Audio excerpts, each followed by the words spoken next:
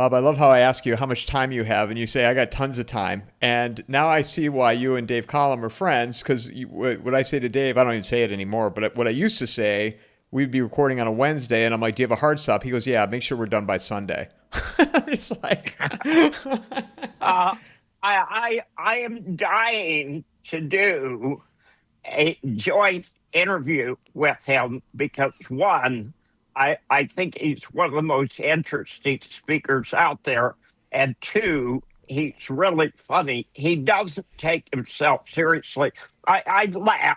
Okay, I've listened to 100 guys do interviews, and they're wearing suits and they're wearing ties. They want to look professional. They got their bookcase behind them, and they take themselves so seriously. Come on, if you got something to say, you don't need a suit, you don't need a tie. And I just find Dave Cullum very funny.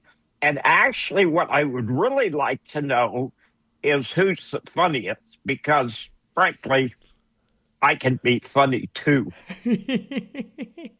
I'm going to say this right now. I will make this conversation happen, and I'm going to ask because people are going to listen to this and they're going to try to poach both you two on their shows.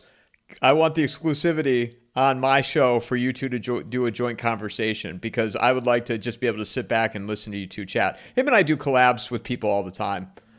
He's become Right. a friend of mine. I got to spend time with him last summer. I was up at his cabin in upstate New York, and I can't say enough good things about him. So, and you know what he went through last summer with the Tucker interview, and Right, right. how he handled all that, and the guy's just genuinely is. I couldn't if I wanted to think of something bad to say about him, I couldn't do it.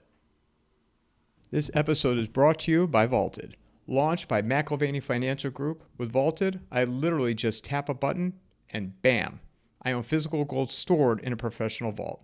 I can also take delivery at any time, extremely simple and less expensive than any other method. The do-it-yourself way to buy precious metals. Click on the promo link in the show notes or go to vaulted.blbvux.net/coffeeandamike. I mean, look at how easy this is. The Vaulted app on my phone, I can access it at any time. My problem is the United States is collapsing morally, physically, uh, fiscally, and how many people do we have who are actually honest? Now, if you look at the House of Representatives and the Senate, I can name two people I actually admire. And there could be more. I'm not an expert on the House Senate, but we have, we're led by pimps and prostitutes. Did you watch the State of the Union last night? Now, okay, here's the problem. It would be 3 o'clock in the morning. As much as I admire Donald Trump and love listening to him, I wouldn't get up at 10 in the morning to listen to Donald Trump, much less 3 in the morning. Did you catch any of the clips at all today, or see anything from Yeah, it? and it's embarrassing. And I don't want to say the Republicans are bad guys. But if you go back to George Bush, Clinton, Biden, Obama, Kamala Harris, Hillary Clinton, Donald Trump, these are the faces we present to the world as leaders of the most important, richest, most powerful country in the world. And frankly, they're a bunch of chihuahuas. Yeah, I saw some of it. I fell asleep, and because some of it, it's the same rhetoric. This is the best economy ever. We have the now we ha- we when I took over, our military was down. Now it's the greatest military. Enrollment is up. Law enforcement is back. Our country is back, and I believe that he believes that, but I've heard it so many times that I couldn't stay awake for it. But it just makes me think of like where we're at right now, and what all the things that are happening in relation to the Middle East, in relation to Mexico, in relation to precious metals and Bitcoin. And I'm going to put it back on you. What is your top concern? Because I listened to your conversation with Danny over at Capital Cosm, which, let me give a shout out to him. He is excellent, excellent host, and he has a great show. So anybody listening, follow Danny at Capital Cosm. What's at the top of your mind right now? Well, strange enough, you just said something I wanted to get there, but let me backtrack about 2 minutes. You were talking about Donald Trump speaking. How well did you know of Steve Jobs? I mean, I actually have his book here, right over here. I've never read it though, but if you ask me questions, I mean, maybe I'll know some of the answers, maybe not. Well, here's what's interesting. Steve Jobs was absolutely brilliant, and there's simply no question of that whatsoever. But Steve Jobs had a reality distortion field. The world was how he saw it, not necessarily how it really was. And he had a reality distortion field in a very good way, and Donald Trump has a reality distortion field in a very bad way. Some of the stuff, like having settled 8 wars, he started 16 wars. He can't take credit for stopping 8 wars. You start a war, you ought to end the war. But Donald Trump lives in a reality distortion field. However, that said, and I'm glad you brought up Mexico, we're doing things to interject FUD, fear, uncertainty, and doubt into every aspect of our economy. What happened in Mexico could create a civil war in Mexico. And should it create a civil war, it absolutely will feed into the United States. What ICE did with the enforcement of the immigration law, it got to the point of these guys were being absolute thugs. They were beating people up. They were shooting people. They claimed they had the right to enter people's homes without a warrant. They were arresting people with no suspicion. They were doing things that, frankly, were so unconstitutional. I was just absolutely astonished they got away with it. And to give whoever put Holman back in charge, Holman said, hey, we need to stop stupid stuff. But some things, let's talk about the tariff issue with the Supreme Court. Do you realize how much financial chaos has been created because Trump has collected somewhere between 135 and 175 billion in tariffs that were illegal? There's no question from a constitutional point of view, they were illegal because the Constitution reserves tariffs to the House of Representatives. But once he collected those tariffs and once the Supreme Court overturned those tariffs, what do they do with the money? And a lot of people who faced increasing prices are saying that the tariffs should actually go to the consumer who paid them, and consumers do pay tariff. They very clearly are a tax. However, the consumer doesn't have a direct link to the tariff. Only the companies that paid the tariffs do. So Trump has indicated, or Trump's financial people have indicated that they're going to let everybody sue the government to collect the tariffs. Now, that's going to create a mess that's going to go on for years. But the stock market, the AI bubble appears to have blown up. Cryptocurrencies have dropped 50%. we are on the verge of Armageddon with Iran. So we've got so many really negative things happening. 2026 can be a very interesting, but a very dangerous year. Let's start with the tariffs because this is some of the questions that I've had in my head, and I'll shoot them at you, and you tell me what you think. Because with the Supreme Court, the decision that they ruled down, where does it go from here? Because and I'm asking this because I don't know. How do you refund it, or how does it? What is the next step with this? Well, strange enough, and the Supreme Court did not rule against all of the tariff increases.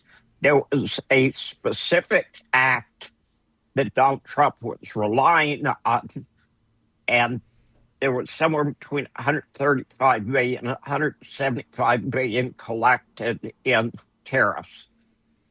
Supreme Court said, okay, that's illegal, but the people who sued have to go back to the lower courts, and the lower courts will rule on if the tariffs get refunded or not. Now, I don't see how the lower courts could do anything other than to order the tariffs sent back to the corporations that paid it. That said, and you just raised a really interesting issue, Trump raised tariffs across the board around the world by 10% and then by 15%. This is all in the space of a week. And I'm trying to figure out what law was he doing that under. It doesn't change the basics. I mean, the basics are simple. Tariffs are the responsibility of the House of Representatives. So Donald, by believing he is the emperor, is creating chaos, and there's a lot of other things going on creating chaos at the same time. But the tariff issue is not solved. And in fact, I think it's going to get worse. I'm against those tariffs. The House of Representatives needs to write a law, needs to define tariffs, needs to figure out who they charge tariffs to and how big the tariffs are. You cannot have a government flip-flopping, changing tariffs 2 or 3 times a week because of somebody's temper tantrum. And that's exactly where we are right now. This is a temper tantrum on Donald Trump's part. This is not leadership. Well, and what you just said, I mean, I look back at what, excuse me, what my friend Matt Smith said a while back on his show when he was talking about, and I'm paraphrasing here, but the thing with tariffs is businesses trying to conduct internationally, they don't know what to do from a pricing standpoint, week to week, day to day, let alone, week to week, because it's always changing the percentages. You cannot do business that way. It's just impossible. I feel bad for big business. I feel bad for the importing companies and the exporting companies. When you're doing business, you've got to have a set of rules. One, it makes sense, and two, is relatively stable. And this idea you could change tariffs 2 or 3 times a week is simply absurd. Where does this go from here in your view in the short term with tariffs? Will it increase? Will there be some type of resolution? I don't think Jesus Christ could answer that question. Okay, you're dealing with a president who thinks he makes all the rules. And he's going to do whatever he feels like tomorrow, and the day after tomorrow, he's going to do something different. And the day after that, he's going to do something different. And frankly, you cannot run a country that way, and you can't run a business that way. I don't know whether these corporations will get the tariffs back. I don't know how it will affect business. but it's sending a very clear message to the rest of the world. It's a very negative message. You don't want to do business with the United States. So with that, I want to shift to Mexico because I've seen stuff on X in relation to the silver, the refining capabilities in Mexico, and watching Eric Jung's account, who I've had on here a bunch. What is Mexico about then, in your view?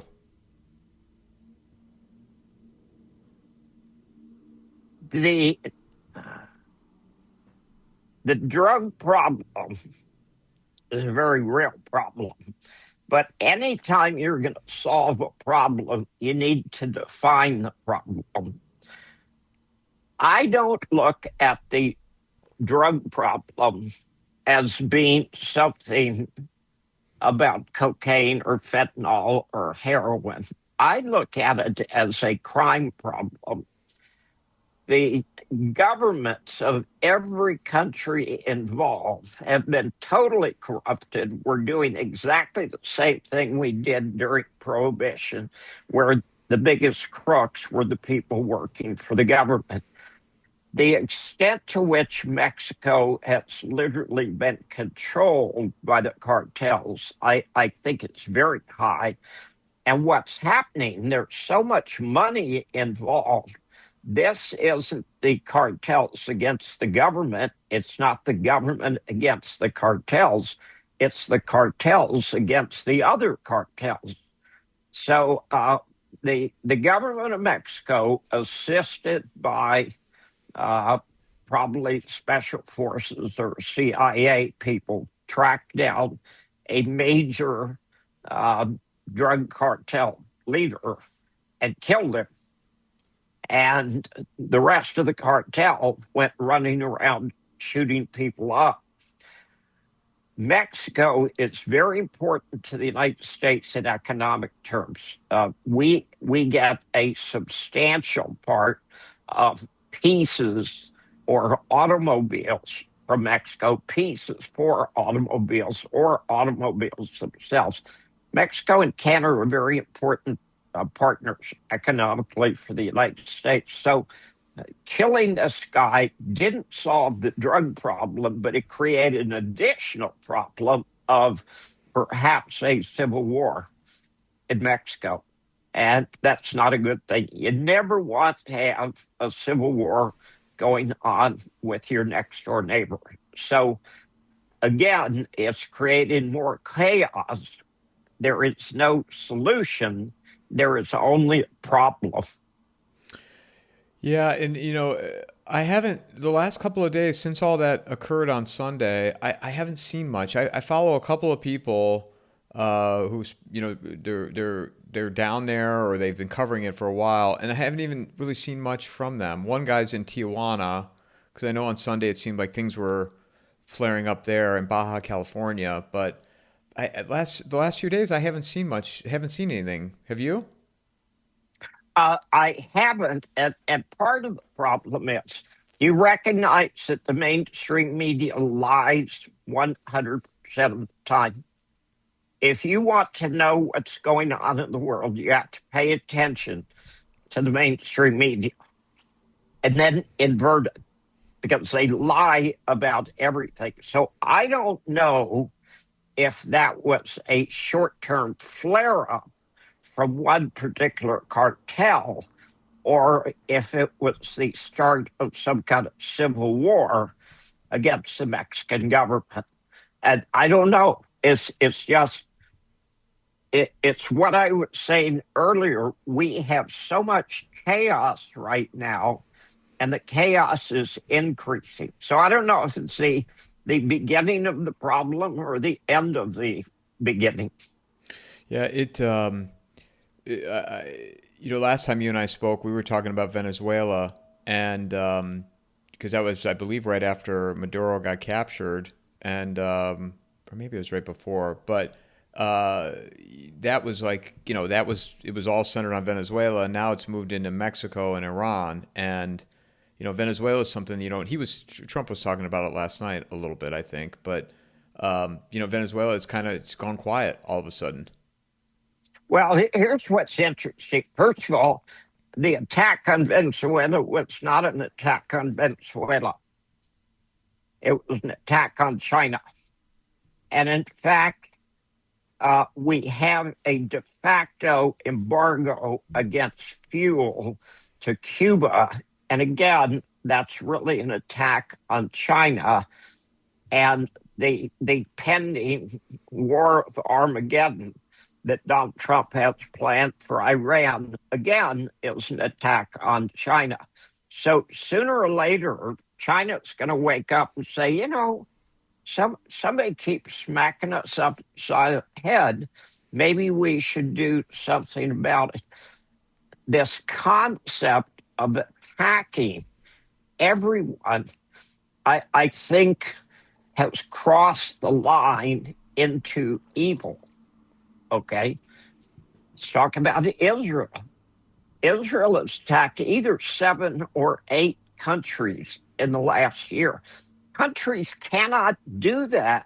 You can't be at war. You can't be in conflict constantly. You're certainly aware of what's going on in Canada. Canada was about to sign a economic agreement with China, and Trump came out and said he was totally against it. So Trump's not only running the United States, running Cuba, running Nicaragua, running Venezuela, running Iran, running Gaza. Now he wants to run Canada as well. That's insane. This is not the way to do business.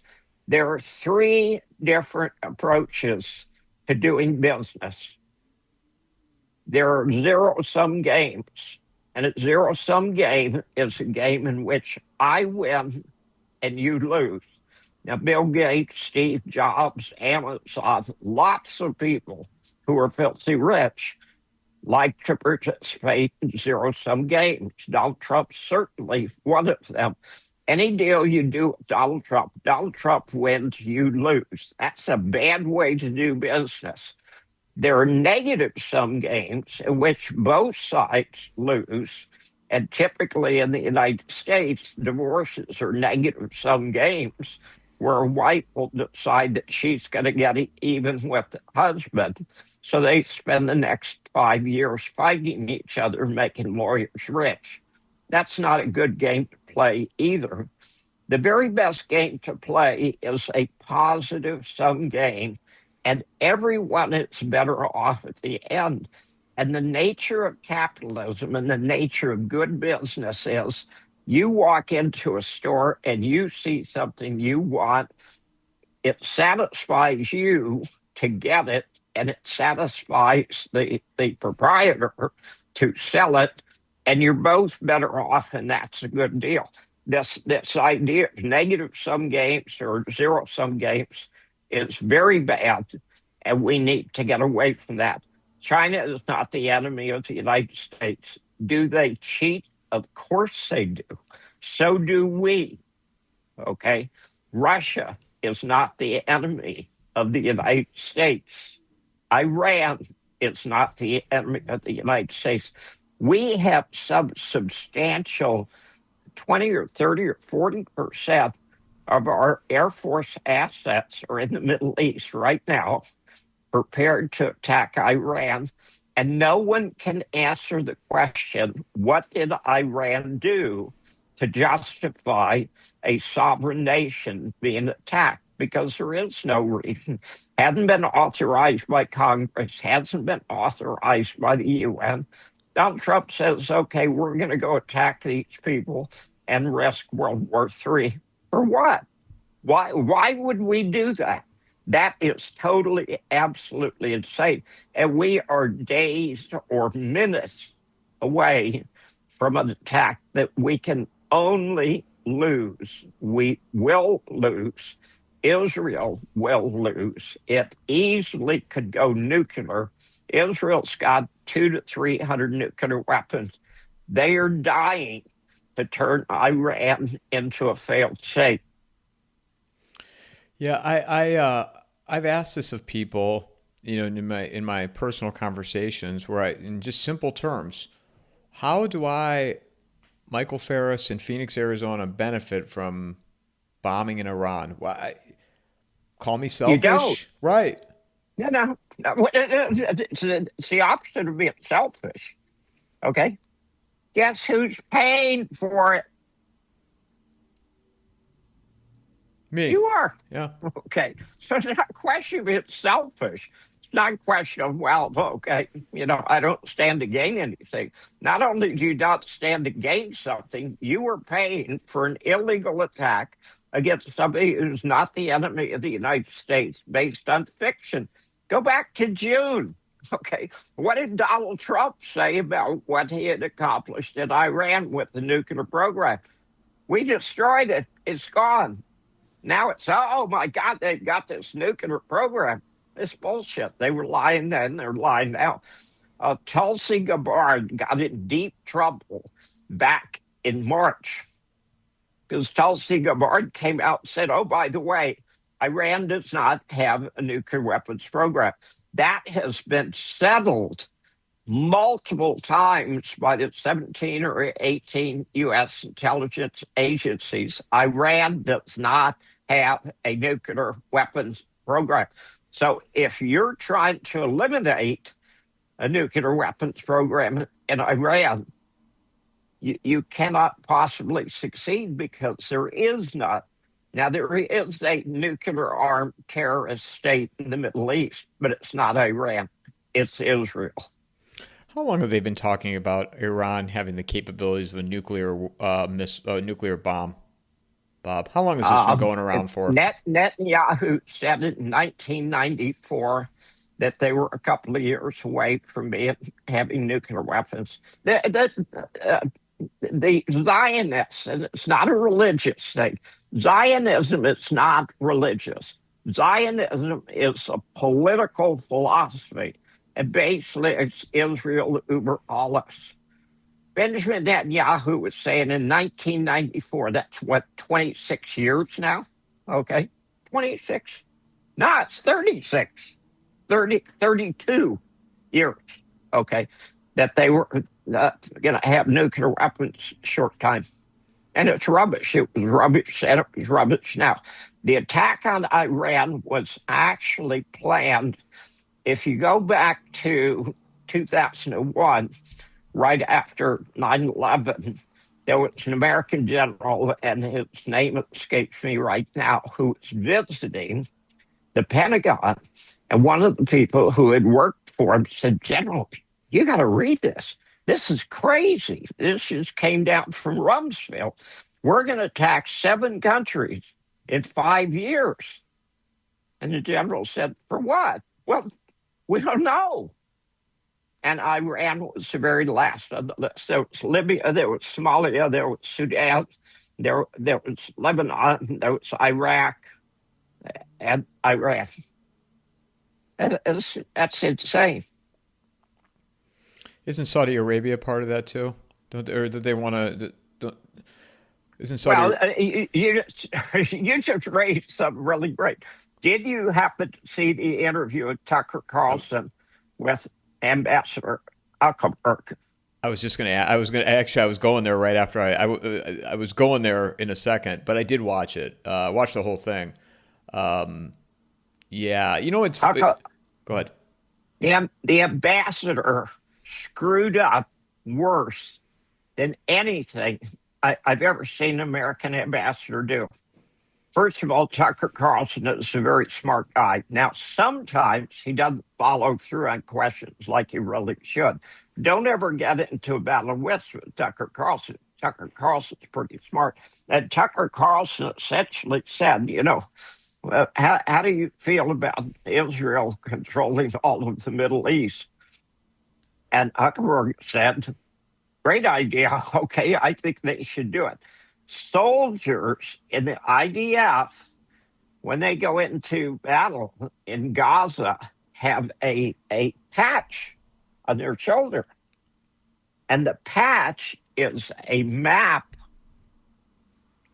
of Greater Israel. Okay? And Greater Israel goes as far west as Egypt and as far east as the Euphrates River. It encompasses all of Lebanon, all of Syria, all of Jordan, part of Saudi Arabia, part of Iraq, and part of Turkey. And the funny thing is, I mean, Americans are totally clueless. Okay, one American in 1,000 understands what the Greater Israel Project is. Go to Google, look up Greater Israel. You can see the map, and that's their plan. And they make no bones about it. And it's so important to them, they wear it as a patch on their shoulder. Well, once Huckleberg came out and said this, okay, Saudi Arabia, Iraq, Iran, Jordan, Lebanon, Syria all said, hey, wait a minute, what are you talking about? That's our land. That's not your land. So it was a disaster for the ambassador, and it was brilliant on Tucker Carlson's part. I'm still surprised that he even agreed to do the interview, and I'm also surprised that Tucker did it where he in Israel. Both of those, I've asked those questions of why. Like, why would Huckabee take that? Because he knew, watching the Ted Cruz interview, you knew it was going to come at you. So why do it? What is there to gain? These guys think they're a lot smarter than they really are. Okay. If I was as dumb as him, I'd keep my mouth shut. And why would Tucker do it in Israel? Because that's the only place he could do it. And if you listen to Tucker talk about it, they made it exceptionally difficult for him to do. They even, when he was getting ready to leave, they even seized one of his people. They had kept their passports and took him in another room, and they were trying to find out what questions Tucker had asked. And the funny thing is, Tucker wasn't trying to hide anything. There wasn't anything tricky to it. But it used to be, and you can go back 80 years, it used to be the Zionists tried to hide their evil. They no longer even try to hide it now. There was a delegation of Christian churches who went to Israel because, after all, it's a holy land for Christianity. And they were spat on there. And they reported they were spat on. And they talked to Tucker Carlson about it. And here's this country run by sociopaths, okay? They have turned Zionism into a cult of religious fanatics. And that's always been true, but they were always much more successful at hiding it, and they no longer hide it. I think I'm one of the few that have said I don't think that they'll end up bombing Iran. Probably going to be wrong about this because I'm wrong more than I'm right. You are. You're going to be wrong. Okay. It absolutely. Here's the deal. It's very important to understand this. When you're trying to solve a problem, you've got to define the problem accurately, because there are apparent problems and there are real problems. When you're talking about Bibi Netanyahu attacking Syria, attacking Lebanon, attacking Hamas, attacking Hezbollah, attacking Houthis, attacking Iran, has nothing to do with them. It has to do with Bibi Netanyahu facing charges of corruption. Now, as long as he's the prime minister, they can't throw him in jail. This trial has been going on for 5 years, and he is going to keep catering to the right-wing fanatics, okay, who just, you cannot be evil enough for these people. And Bibi has to work very hard to keep up with their evil, but he's doing a good job of it. The whole Iran issue has nothing to do with Iran. It has nothing to do with ballistic missiles. It has nothing to do with the United States. It has to do with Bibi Netanyahu keeping his ass out of jail. And strange enough, okay, let's go back to Epstein. Is he alive? Depends who you ask. He's alive. I was an intelligence officer. I was in combat. He is alive. I have seen videos. I have heard videos. I have seen what's going on. He was a Mossad agent. He was working with the Mossad and the CIA to set up a blackmail operation against important individuals, and he did. All of those videotapes, all of those photographs are sitting in Israel in Bibi Netanyahu's desk. Bibi Netanyahu showed up in Washington on the 11th of February and sat down with Donald and said, okay, Donald, here's what you're going to do. You're going to attack Iran. And if you don't attack Iran, we're going to release the videos. Now, there is a reason people defend targets. I was in Vietnam. We operated in the Ashaw Valley. We had no idea where the North Vietnamese were whatsoever. So we would fly around at low level, and they would shoot at us. And when they shot at us, we knew that's where the target was. I can name two different ways of determining who the people were that were messing with these 14, 15, 16-year-old girls. Two different ways you could come up with a list of names. What are they? Two different ways you can come up with a list of names. Yeah. Okay. We know hundreds of young women were trafficked. We know it. How could we find who the people were doing the dirty? Two different ways. In the videos? That's one. Look at the videos. I get nervous with these quizzes, Bob. I feel like I'm going to fail them. No, it's too easy. I mean, it's really hard to get people to think, but it's too easy. Look at the friggin' videos. You want to see who was banging a 15-year-old? Scroll through the videos till you get the picture of the 15-year-old, find out whose butt you're looking at. What's the other way? If there's a list, what is, or the airport, right? The login? Nope. Who knows who? Oh, Ghislaine Maxwell? The girls asked the women, asked the victims, who raped you? They would tell. Okay. Now, here's what's funny, and this is, it's so insulting. I'm amazed at anybody listen to it.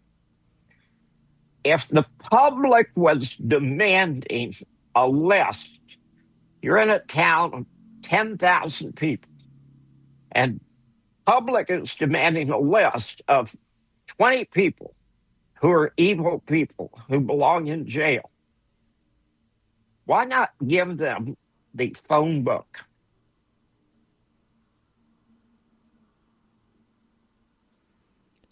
Explain that, Bob. Okay, that's what the DOJ just did. The DOJ went through all of the millions and millions and millions of records, and every single person who was ever named in any context was put in a list. They had a list of like 10,000 names. It's exactly the same thing as there being 10 evil people in a small town. If you want the list, give somebody the phone book, because you bury it in so much nonsense, okay, that it's an absolute meaningless list. Blondie, okay, is making the office of the Department of Justice a total joke. Okay, this is a law, and the two biggest criminals in the United States violating the law are the President of the United States and the head of the DOJ.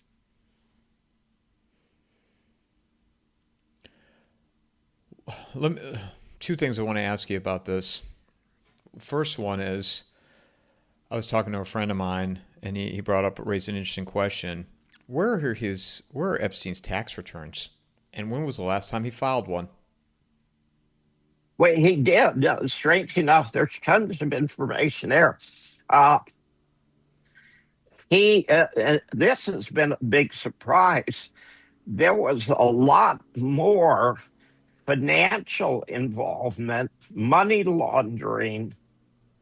I don't think he was cheating on the taxes. I think he was paying his taxes. But the interesting thing there is he was a college dropout who was unqualified to teach, who was given a prestigious job at one of the most important schools in New York. A multi-billionaire, Lex Wexler, handed his fortune to him. Wait a minute. I've never heard anything like this. This was actually an intelligence operation, and I'm not going to say it's all Israel. It's not Israel. CIA was just as dirty as the Mossad was. The FBI was just as dirty as the Mossad was. We are at the end of empire. If you want to know what's going to happen next week, you need to go to the library. You need to check out Decline and Fall of the Roman Empire, and you need to read it over the weekend. Because the murders and the rapes and the corruption and the deceit, everything that happened in 300 or 400 AD is happening right now.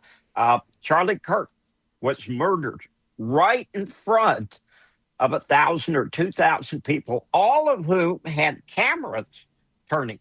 And he was murdered right in front of them. And they got some patsy that they set up with the rifle that couldn't possibly do it. And if you actually look into it, there's some really important questions that a reasonable person would say, gee, that doesn't make sense. Where did Charlie Kirk's murder occur? In Utah. Okay. Utah, like every other state, requires an autopsy when there's a suspicious death. What do you know about the autopsy of Charlie Kirk? Nothing. That's because there was nothing. It wasn't done. Now then, you got the state of Utah, you got a private citizen who's been murdered right in front of God and the whole world. Whose jurisdiction does that come under? State of Utah or the county or both? Yeah. Okay. Under what universe does the FBI take over the investigation? Yeah. It's not a federal crime. You want to go whack somebody in Utah, it's okay. You can whack somebody in Utah. But it's not a federal crime. He wasn't a federal official. He was a private citizen who was speaking at a public event. Why did the FBI take it over? Why was there no autopsy? Why was there no bullet? Why did they clean the thing up immediately before any investigation was done? That's the stinkiest. I mean, that makes the JFK murder look like some children's play for 6-year-olds. That's the most amazing murder in history because it's done right in front of the whole world. Tons of information, tons of videos, and none of the story makes any sense whatsoever. And that's because we know who murdered Charlie Kirk. I don't know if I told you this last time, but I used to see him at the grocery store. And really? Yeah. Yeah, and I'd seen him 2 months before. Last summer, I saw him like Tuesday night at like 9 o'clock. I never spoke with him, But yeah, walked right past him. You can't miss him. He's tall. Right, right. And I had actually, everybody that ever encountered with him over there at the store I go to, they nothing but nice things. No, like the nicest guy. Right. And every time now I talk about, we talk about, his name comes up. I'm just like, I can't believe he's gone. I mean, I used to see him. Probably saw him 4 or 5 times over there. I can't believe he was murdered in cold blood by his own people right in front of thousands of people, and there's no serious investigation. Now, to the extent, and I was talking about the decline and fall of the Roman Empire, uh, I can't remember who the emperor was or what year it was, but there were 3 emperors in one year, and the Praetorian Guard would go to the emperor and say, "Hey, boss, how are you doing on our Christmas bonus this year?" And if the emperor said, "Oh, you're going to get lots of shekels," okay, the Praetorian Guard was happy. If he didn't say you're going to get lots of shekels, they would whack him.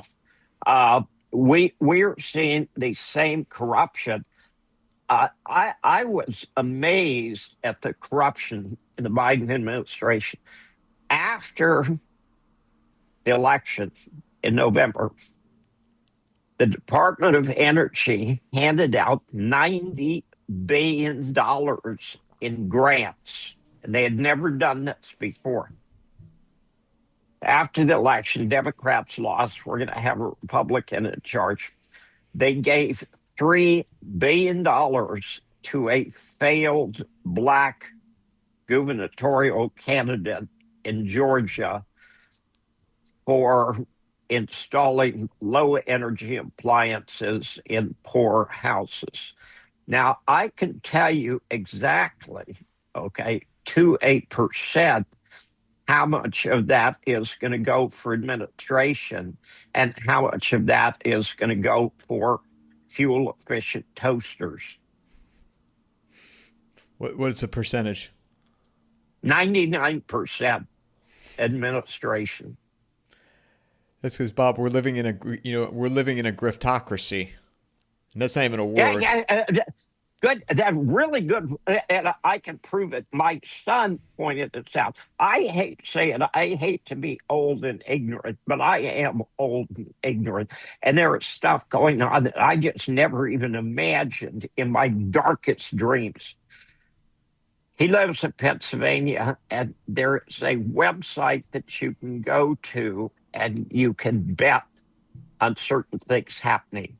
When Madero was kidnapped down in Venezuela, there were people who were betting on when that event would take place.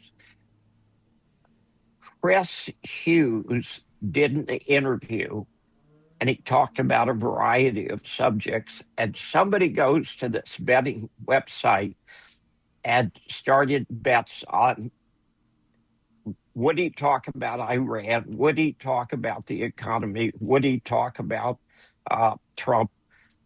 Making bets. And the really funny thing is the interview had not been released.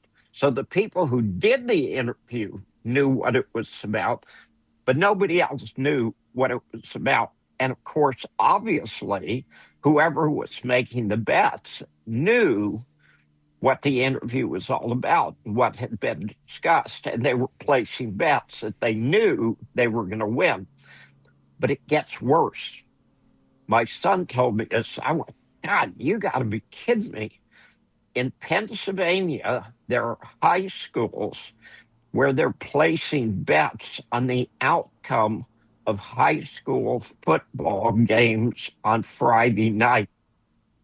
And of course, what's going to happen is you're going to have one school with a 15-year-old jock, okay, who's really red hot. And you're going to have another school with a 17-year-old jock who's really hot. And they're going to try to figure out how they can throw the game, okay?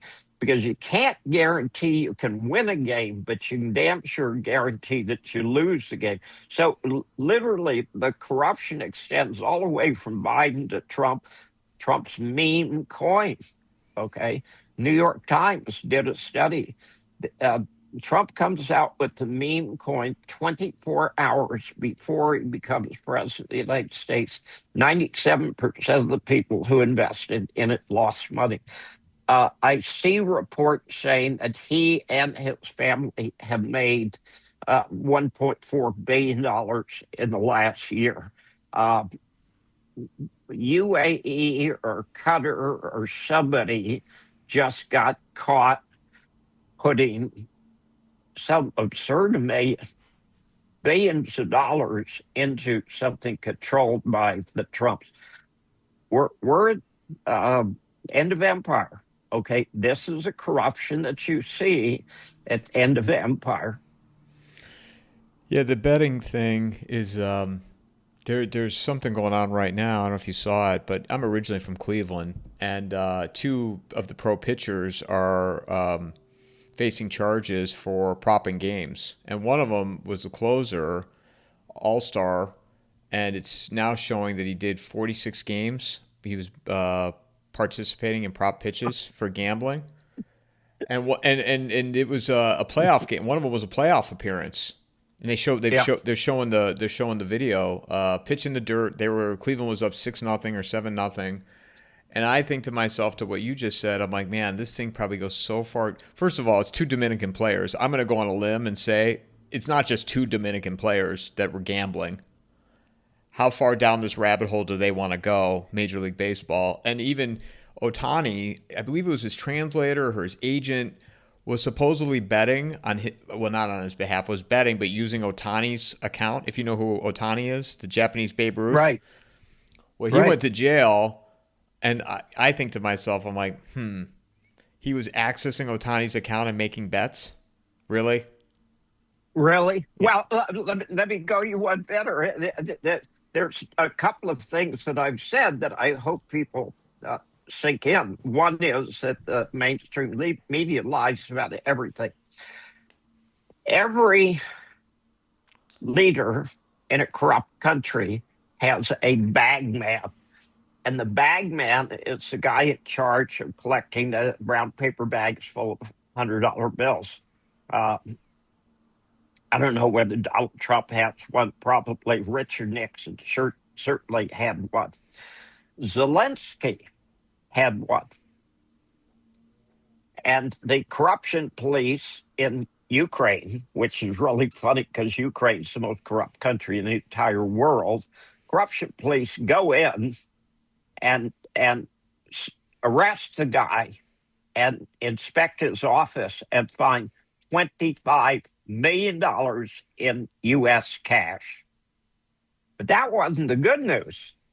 The good news was they found the wire transfer instructions and receipts for $2.6 billion. So if you wonder why Zelensky wants to keep fighting this war, because he could steal a lot more money. But I was totally amazed because on one day they come out and say, oh, yeah, they found $25 million in cash and $2.6 billion in wire transfer receipts, and then it died because the mainstream media doesn't want to point out that the illegal president of the most corrupt country in the world was stealing. Well, of course he was stealing. He's a crackhead. Yeah. And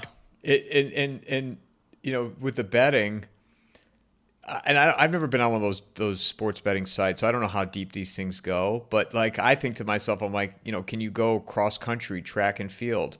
Who's to say these athletes wouldn't, you know, take a fall or because what kind of investigation is going to look into like these less known sports? But if they can make money on it, they'll put it in. That's true. But if you want to answer to that question, what kind of investigation will be into it? What kind of investigation would there be if hundreds of underage women had been raped And the answer is there wouldn't be an investigation. We could find out who's doing it, but you got very close to another subject.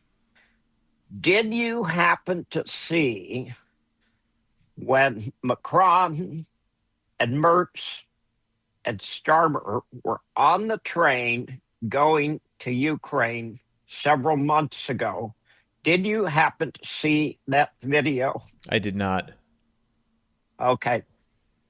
Macron and Mertz were sitting at a table. Starmer walks into the room, but he's got a photographer with him. And they hadn't planned on this. Mertz immediately pulls a Coke spoon into his lap, and Macron puts his hand over a baggie and drags it under the table. Now, if you wonder why Macron and Mertz and Starmer and Zelensky sound insane, it's because they're on cocaine. You could tell from their behavior how insane they are, and it clearly it's drug induced. What has France and the UK just said to Zelensky in the last day or so?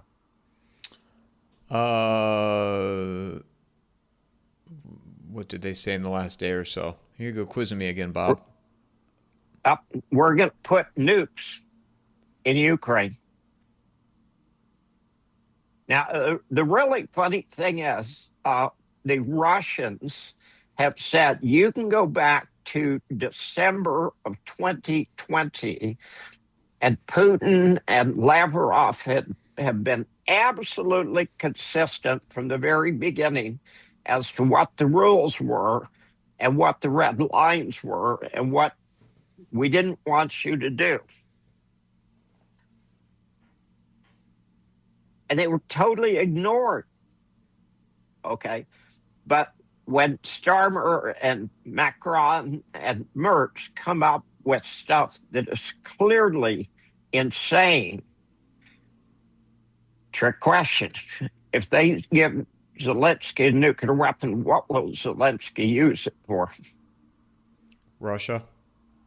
Duh. Moscow. Damn, I didn't know that. That was a difficult question to answer. So what would Russia do first? Well, Russia would nuke Ukraine. Okay. They're doing stuff. And the amazing thing to me is, what did Russia do to Ukraine or to the EU or to NATO that made Russia the bad guy? And the answer is nothing. Okay. The United States thinks it rules the world. NATO, which should have died to death in 1991, needs an excuse for their existence. And the fact is, Russia's not the enemy. The economy of Europe was dependent on cheap natural gas coming from Russia, and the United States blew up the Nord Stream 1 and 2 pipelines. And Germany, the chancellor of Germany, was in Washington, D.C., and gave Biden permission to do it. Yeah, I've heard theories of, United States, Russia, and China forming some type of alliance. And based on what you've been talking about, I don't know how that would ever be possible, a scenario like that. I don't think it's possible, because if I was Putin or if I was Lavrov or if I was Xi, I wouldn't trust the United States as far as I could throw them. Now, I don't know if you've ever seen a picture of Donald Trump from the back, but he looks like a fucking beach walrus. Okay. There's about 350 pounds of lard there with a orange beanie on top. The United States under Trump lies about everything. Why would you seriously negotiate with somebody who you know is going to lie? I don't know who is behind all the chaos that's going on, but I absolutely believe there is some entity that wants to rule the world, and they're deliberately creating all this chaos and all these stupid wars. Yeah, I want to segue into precious metals because you were talking about this with Danny. The silver and gold and what's going on now with it, because silver. Let's talk silver first. It went down into the mid to low 70s, and I just checked before we started recording, which today is February 20. What's the date today? 25th. 25th. So February 25th, I saw it was just north of $90 an ounce, and I think gold was a little bit north of $5,100 an ounce. So what do you think is happening now in the silver market? I hate it when people ask me trick questions. Okay, do you want me to ask it a different way? I'm not smart enough to answer that. The really funny thing is, you should have gotten that from my discussion with Danny. Based on a parabolic move, you can go back to April 25th of 2011, the day silver hit its high. I wrote a piece called Facts on Silver, and the very first point in the article was about parabolic moves. And when a commodity has a parabolic move, it's going to have a parabolic crash. And typically it goes up until it stops, and then it drops suddenly, and silver's down, I think, 30% in one day. It will try to retest higher levels, and then it will continue on down. In a rational world, that's what you could expect. In a rational world, if the Chinese were controlling the price of gold and silver in Shanghai, when you go through a 10-day Lunar New Year holiday, the price of gold and silver should go down. And in fact, they have not. And I cannot explain that. On January 30th, one of my favorite indicators is the premium or the discount to PSLV, Sprott Silver ETF. And the discount was the highest it's ever been. Now, if you go back to March of 2020, when silver went down to $12 an ounce, you could buy PSLV for $11 an ounce. Okay. There was a bigger discount at the very top of silver than there was at the very bottom of silver in March of 2020. And that just doesn't make any sense from a sentiment point of view. But right now, okay, I just looked, gold is 5,200 and silver is just short of $91 an ounce. So I can't explain who's controlling it or what's going to happen next. I actually am afraid of these prices, and the permabugs hate me for saying that, because I think they're a barometer, a thermometer of the economic system, and I think they're saying the economic system is about to blow sky high. Now, I'll give you a scenario. What could happen with Iran that would tank the world's economy literally overnight? They shut down the Strait of Hormuz. Thank you. 20% of the oil in the world stops. Okay. Oil goes $300, $400 an ounce, $400 a barrel. That's one of those things that absolutely could happen. I believe the price of gold and silver, I no longer believe it's a rational price, other than nobody trusts the dollar, nobody wants the dollar, and they're going to get into anything that they can hold. Gold, silver, platinum, palladium, rhodium, copper are all expensive now, but the gold mining shares are absurdly cheap compared to $5,200 gold or $91 an ounce silver. So we live in a precarious world, but there is still opportunity for profit. And then, and that's one of the things that I've shared with people, and again, based on conversations, because through huge losses, people do come out ahead. I mean, there will be opportunity to make some financial gains through all this. Well, I'll tell you something I find very funny. When I do an interview and it goes on YouTube, I read the comments just to see what people are thinking. And the really funny thing is, all these guys telling me how stupid I am economically. But I was a guy saying buy silver when it was $4.03 an ounce. I was this guy saying buy gold when it was under $2.60 an ounce. So I don't care what the price of gold and silver goes to. Silver went 30 times higher on January 30th than it had been when I was buying silver back in 2001. Gold is let me think about this, 225 times higher than it was 100 years ago. And from an economic point, frankly, that just simply doesn't make any sense whatsoever.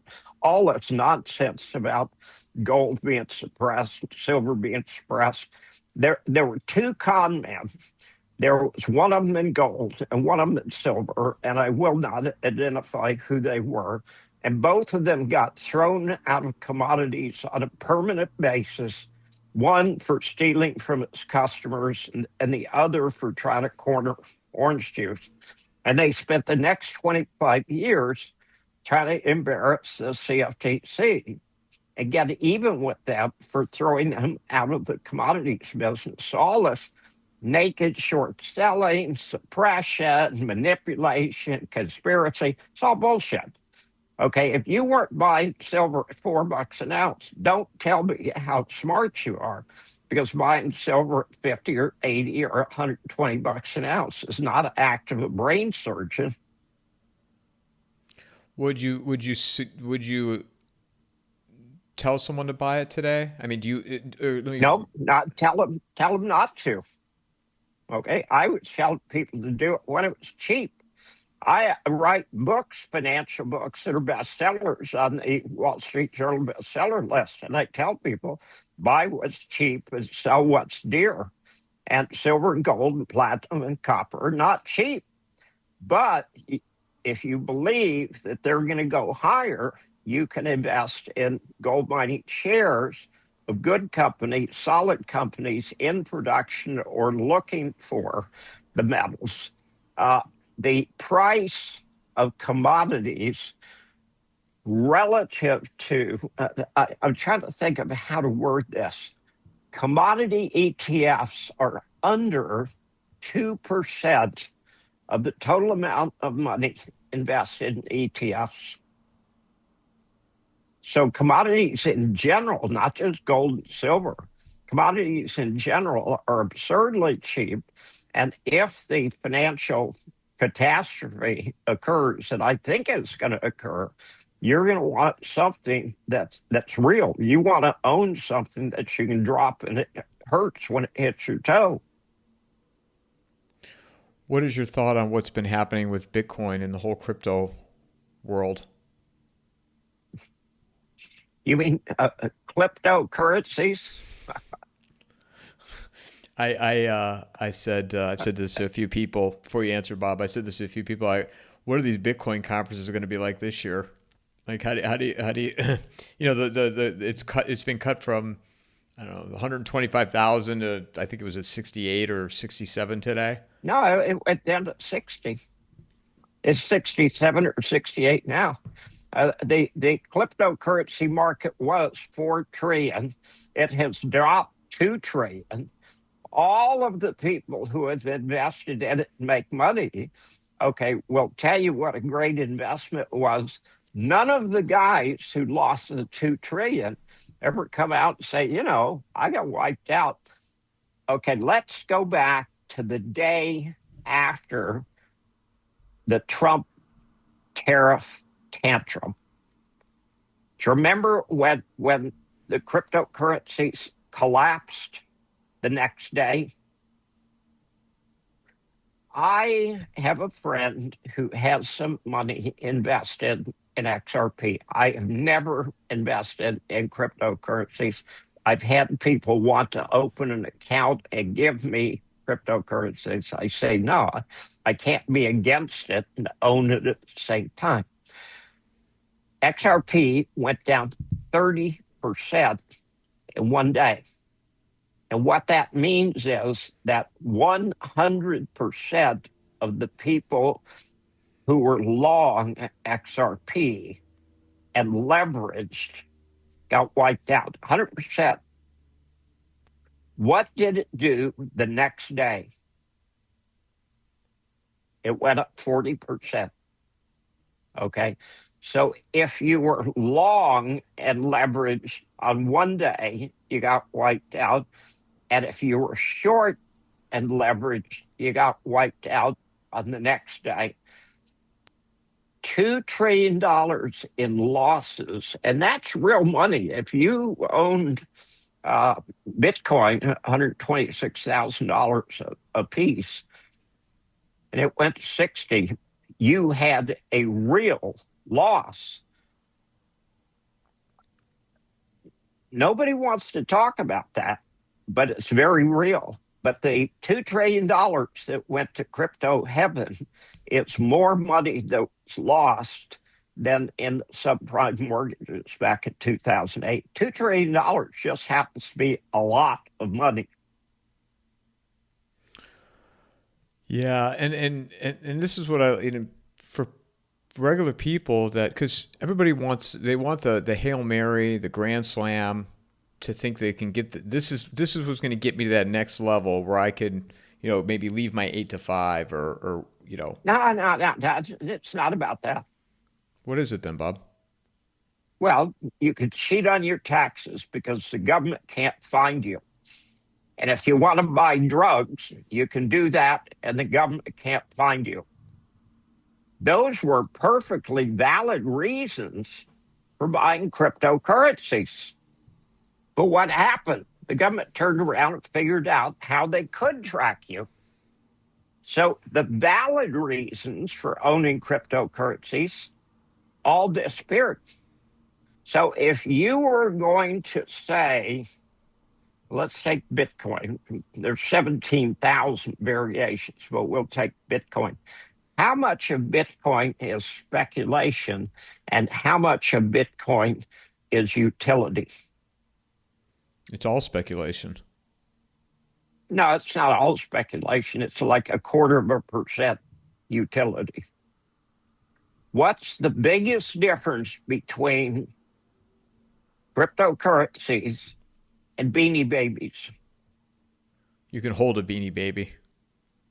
At the end of the day, you have a 79-cent stuffed toy that your dog loves to play with if you have a Beanie Baby. If you have Bitcoin, you don't have anything. So it's fraud. It's obviously fraud. It is by far the most manipulated market in world history, and it is a measure of how ignorant investors are today and how they just throw money at speculation. It's going to end badly. You know what? It already has ended badly. You know what? When you bring that up to Bitcoin people, though, they always come back. They always have a response for everything. And I'm not anti. I find it just as a curious observer, they always respond with, well, if the bank closes, you're not going to be able to get your money. So what good is the FDIC? If the electricity gets turned off, you're not going to be able to get your cryptocurrencies. All of the reasons, there used to be some reasons that were a little bit valid. There's no longer valid reasons for owning it. It's speculation. I'm against speculation. I think you should invest, one, to protect your wealth, and two, hopefully to profit from. And I give advice, and people who have followed me for 25 years have done exceptionally well. And the guys who discovered cryptocurrencies at $100,000 a piece, they all think I'm stupid. I was Ross Perot's, one of his chief technical people 55 years ago. I understand computers. I've been around them since the 1960s. There is a lot of value in blockchain, but the idea that Bitcoin is electronic gold, it's not. Last thing I want to ask you about, you doing okay on time? Yeah. What is your take on the CBDC and some type of digital control here in the United States? How likely is that? In 1958, I was 12 years old. I was living in Pasadena, and our teacher took my entire class to the public library, and we were required to get a library card. And I thought, God, it's really cool. Look at all these books. And the librarian stood in front of us, and she predicted the future. And she had three predictions. One prediction was, in the future, instead of dialing a phone number, you would punch the phone number. Oh, wow, that's really cool. The second prediction was, in the future, there will be 2 or 3 of these devices called computers in the world, and every single transaction will be tracked, and it will make it very easy for governments to collect taxes. And the third thing that she predicted was, because everything is electronic, you won't need paper anymore, because everything will be in a digital format, so you don't need paper. And if I had to predict the future 40 years or 50 years in advance, if I could hit 1 out of 3, I would consider that pretty good. But she considered 1 out of 3 as being acceptable, I suppose. And she was wrong, dead wrong on 2 of them. The one about paper I really love. My God, the tree shivered in horror when Apple Computer came out with the Macintosh. Governments love control. Individuals do not love governments having control. I do not believe the central bank digital currencies will work. I don't think they make any sense. If you're going to have an honest economy, you've got to start off with honest money, and that's gold or silver. Electronic digits in a computer somewhere is not money. And the idea that the government can or should know everything that you're doing, I think it's fatally flawed. A lot of economies, nested economies around the world, function well when there is a black market or a gray market, because individuals are deciding they need to do things that the government doesn't necessarily approve. The immigration issue in the United States is really interesting, because we have had a subculture in the United States for at least 50 or 60 years that I'm aware of, mainly agricultural workers, but all these jobs that Americans don't want, we've had illegal immigrants coming in from Mexico or South America. And I just read a report recently that said if you eliminated all the illegal immigrants in the United States, it would lower the GDP of the United States by about 5%. We need people to do jobs. I argued the solution is Congress needs to come up with some kind of path forward for people who are illegal immigrants now. I think the Biden administration crossed a red line, and they literally were bringing in thieves and liars and murderers, and they knew it. And they wanted the state and local governments to pay for it, which just doesn't make any sense. Those immigrants, I don't think we need. The immigrants who want to be Americans, want to contribute to the United States, want to pay taxes, I fully approve of. Yeah, I've been bringing this conversation up with the CBDC, and I'm subscribing more to what you just said, that people, they're just not willingly going to comply with this and go along with it. Let me prove what I just said. Have you read the book The Great Taking? Yes. Well, I listened to the audio, Okay. so I didn't physically read it, but But know you David. understand the concept. Yes. Yeah, okay. The concept is the laws are in place that if the banking system collapses, the banks can seize all assets.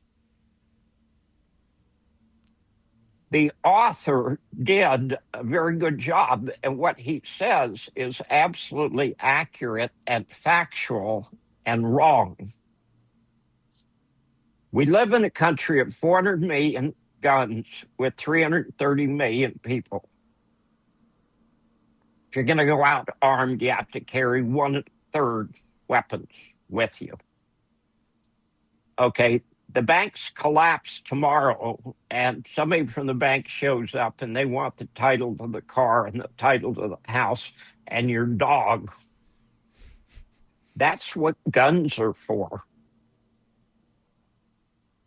These people who control the banks believe they could seize all the assets of Americans to repay their foolish economic behavior. And they're going to be sadly awoken because it's just not going to happen. Yeah, I was talking to Paul Craig Roberts yesterday about this, and if that were to occur, I mean, that branch manager of the bank, people Right. would physically. Well, I don't need to say what would happen, and I don't think the police wouldn't do anything about it. They wouldn't stop it. Now, the police are going to be there helping you, okay, because they just lost their house and their car and their dog, too. Governments, this is a philosophical issue that I've never heard anybody else talk to. If you go to a history book, any period, any country, it has information about one of two things. It has information about all of the brilliant actions of the government, or it's got information about all of the stupidity of governments and leaders. Which one is true? Second one. Absolutely. Name a good war. Name a war that was worth dying. I tell people, and I've got a book about my time in the military. I tell people, if you want to understand war, I can teach you everything you need to know in 2 hours. Go to any military cemetery and walk around the cemetery and read the headstones. And when you see these 18-year-old kids or 20-year-old kids or 35-year-olds or 22-year-olds died, there's one question that you're going to walk out of there with. And the question is, why did they die? There was a good question that I think, I'm trying to think of who said it. A anti-war protester who wants to be the last soldier to die in Vietnam. And that's a good question. Okay, what was worth dying for there? And the answer is nothing. Wars don't solve any problems whatsoever. They create problems. They destroy prosperity. Governments like wars because it gives them power. But I'm fully a subscriber to the fathers of the United States who said the least government is the best government. Where can people find you, Bob? 321gold.com. It's free. They go to Amazon. I've written about 10 books. I've written fiction books. I've written nonfiction book. I've got Wall Street Journal bestseller. There is something that you can find that you would find interesting reading. I am not the very best writer I've ever seen. I think that would probably have to be Dave Cullum. But I'm a very interesting writer, and I can write about a lot of different subjects. And to be slightly egotistical, I'm a very funny writer. I thank you for doing this, and we got to make the conversation with you and Dave happen, and I look forward to that. And then for everybody listening, I put all these up early for my paid subscribers on Substack. Please consider becoming a paid subscriber. Also, if not, go to YouTube, Rumble, Apple. I read all the comments, share it. And Bob, I can't wait for the next conversation. Thank you. Super. Mic drop.